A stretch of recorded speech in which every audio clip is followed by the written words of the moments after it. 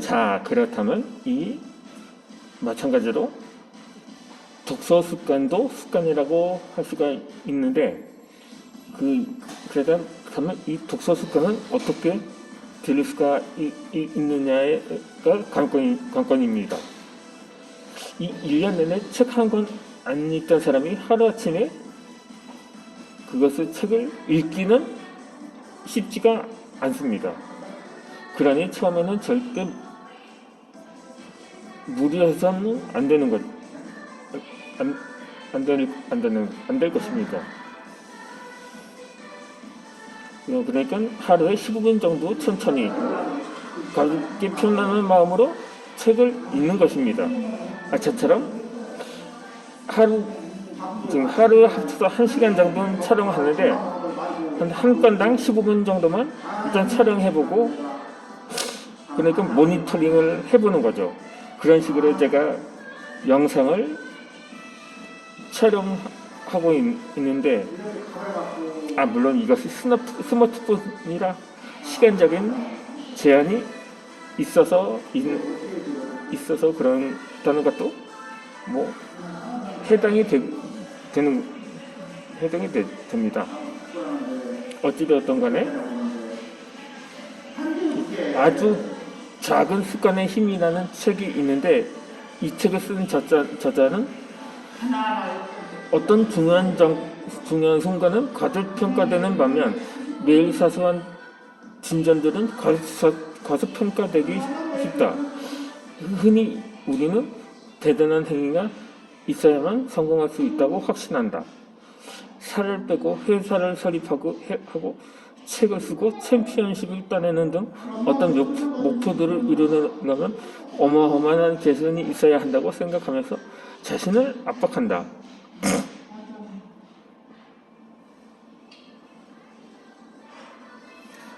습관은 복리로 작용한다. 복리로 불어나듯이 습관도 반복되면서 그 결과가 급절로 늘어난다. 어느 날 어느 순간에는 아주 작은 차이라도 몇 달, 몇 년이 지나면 그 영향력은 어마어마해질 수 있다. 2년, 혹 5년, 10년 후를 생각해보라. 좋은 습관의 힘과 나쁜 습관의 대가는 현자의 차이를 드러낼 것이다. 이게 제임스 클리어가 지은 책인데 그렇게 해서 대략 그렇게 말한 것을 볼 수가 있습니다. 나도 처음부터 글쓰기 습관이 나는 처음부터 글쓰기 습관이 있었습니다. 물론 이걸 내가 결코 자랑하려는 건 아닙니다만 사실상 제가 작가로서는 대패했다고 할 수가 있는 거죠. 거의 가까스로 책을 냈긴 냈는데 한 권도 안 팔렸거나 많아야 한 지인 서너 명 정도가 그냥 구매한 것 뿐이었거든요. 제가 여러 차례 언급을 한 것처럼 선천적으로 말을 더듬고 발음이 부정확하다 보니까 그나마 할 수 있는 게 글쓰기였던 것입니다. 그러다 보니까 거의 매일 한 번씩은 글을 썼다고 할 수가 있었는데 그러다 보니까 이 글쓰기에 흥미가 생기면서 그렇게 일기를 쓰고 일기를 넘어서 시를 쓰거나 소설을 쓰는 단계까지 이르게 되었던 것입니다. 이 독서법을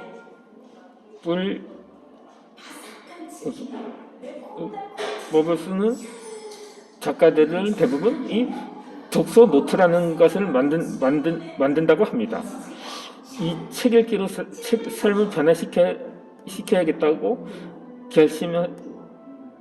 결심을 하면서 이 책 한 권을 읽는데 시간이 굉장히 오래 걸렸다고 합니다.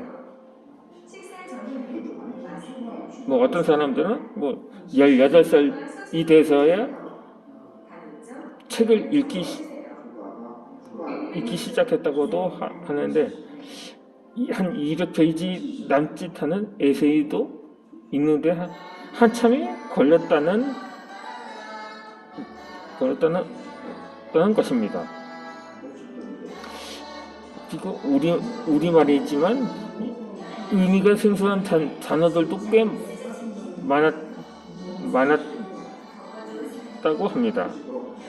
물론 저 역시도 그렇게 느껴질 때가 많습니다. 도대체 이게 한국말인지 중국말인지 일본말인지 뭐 의미의 다양성이 부여되는 거죠.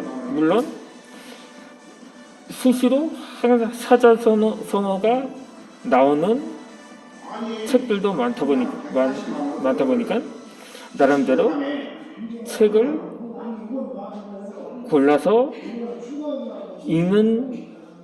읽게 되기도 한다는 거죠. 그래 저는 한 40년 동안 매일 읽고 쓰기를 습관화했음에도 거의 로또 1등은 고사하고 로또 5등 정도의 약간 성과도 본 적이 없었습니다. 그렇다고 마냥 그것을 주저할 수는 없었던 거죠. 외적인 변화는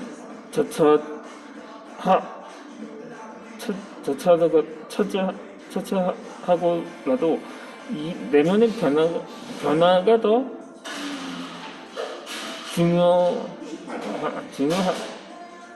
중요하다는 것입니다. 그렇게 자꾸 우울하거나 이유 없이 화가 나는 등의 나조차도 정적일 수 없는 부정적인 감정에 힘이 들었을 때 어느 순간 감정을 인지하고 다스릴 수 있었던 것은 오로지 독서였던 거죠.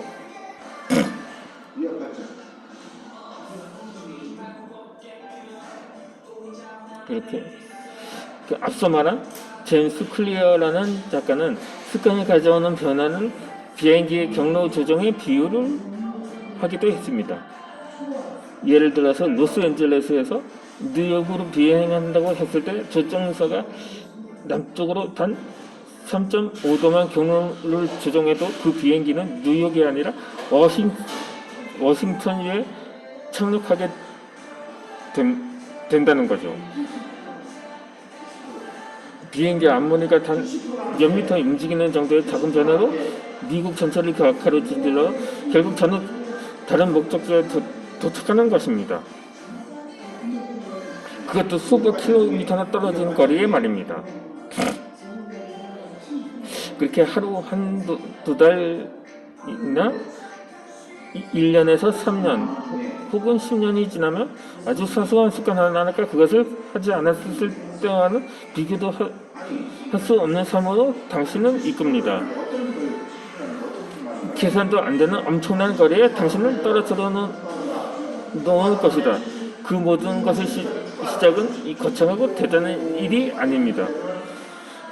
매일 조금씩 저축하는 좋은 습관이 바로 독서 습관인 것입니다.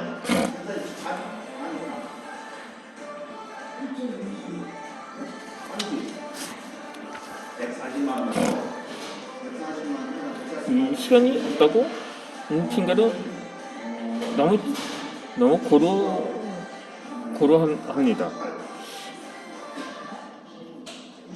신선을 돌보거나 회사에 같이 입사해서 적응을 하고 있거나 해외로 출장을 갔거나 혹은 중요한 프로젝트 기간 등은 몇몇 상황을 제외하고는 시간이 절대적으로 부족하다는 말은 그냥 핑계에 불과할 것입니다. 너무 바빠서 책을 읽은 시간도 없다면 어떻게 세계적인 기업의 CEO나 교수, 작가, 예술가들은 하루에 2시간씩 독서를 할 수가 있는 걸까요? 그들에겐 하루 뭐 25시간 이상이 주어졌을까요? 그러니 시간이 없다는 말은 나는 시간 관리에 능숙하지 못하는 말인 것입니다. 결코 바쁘거나 잘 나가는 사람이라는 의미가 아닙니다.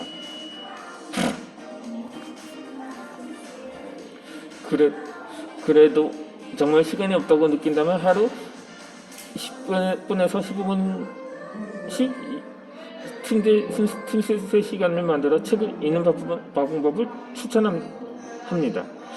아무리 바쁜 사람도 하루에 15분 정도는 낼 수가 있는 거죠. 아무리 바쁜 사람도 99%도 아니고 100%도 그렇습니다. 일상 속의 순환을 파악하고 활용하겠다는 마음은 먹느냐 안 먹느냐의 문제인 것입니다.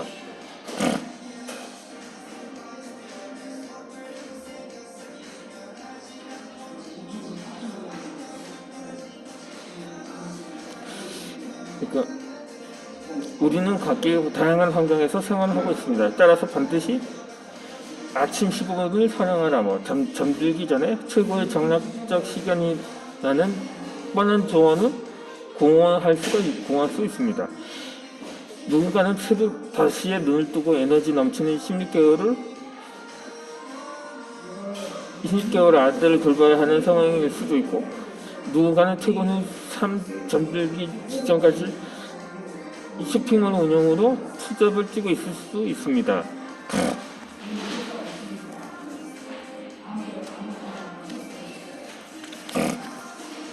그런 사람들의 상황은 헤아리지 않고 성공한 사람은 새벽에 일어난다는 메시지는 오히려 덕이 될 수가 있습니다.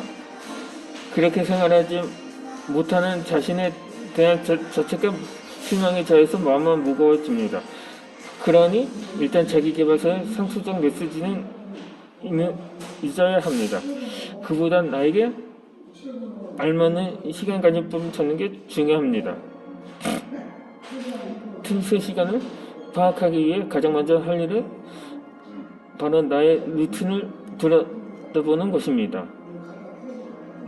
셰익스피어의 헛소동이라는 시국에 이런 대사가 등장을 합니다. 사람들은 매일 무언가를 하지만 뭘 하는지 모른다고 말입니다. 뭔가를 하며 시간을 보내지만 정작 내가 뭘 하고 있는지 모르는 사람이 태반입니다. 한 번쯤은 하루를 돌아보면 편찬을 분석해볼 필요가 있습니다. 아침에 일어나서 잠들기 직전까지 시간을 어떻게 쓰는지 아주 꼼꼼하게 기록해보는 것입니다. 제가 이전에 아침이랑 인간을 비유해서 말한 적이 있는데, 유튜브 동영상에 유튜브 새벽에 업로드를 해야 그때 방문자 수가 가장 많다는 얘기를 들어본 적은 없습니다. 사람마다 각기 다른 거죠.